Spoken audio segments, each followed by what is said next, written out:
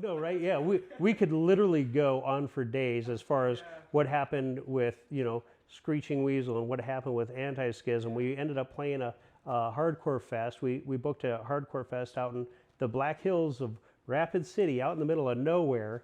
And what's rad, it was Rorschach, Born Against, Downcast, Anti-Schism, Demise from Wisconsin, Straight from the Heart played.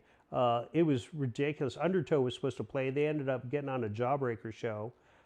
It was just Positive Greed from Seattle. It was just all day fest, and it was just real angry, hardcore stuff. But and everybody's playing, you know, hacky sack, throwing the frisbee. People were in inner tubes floating down the stream, and it was funny because the singer for Downcast summed it up the best. He's like, "Man, it's really hard to, you know, be angry and pissed off and back all our lyrics when we're having fun, and it's like a vegetarian barbecue, and we're throwing frisbees and dogs are running around, everybody's having a good time." He's like, "Man, it's really hard to be pissed off and not, you know, and, you know, not take all the rest of this into consideration," or because they're like, "We want to be inner tubing, we don't want to be up here, you know, yelling and stuff," you know. So it was just it was a good time. But that's what I loved about it, the positive energy, and that's what we try to push all the time. And, you know, big shout outs to everybody from K-Tech Records in Rapid City, the radio station,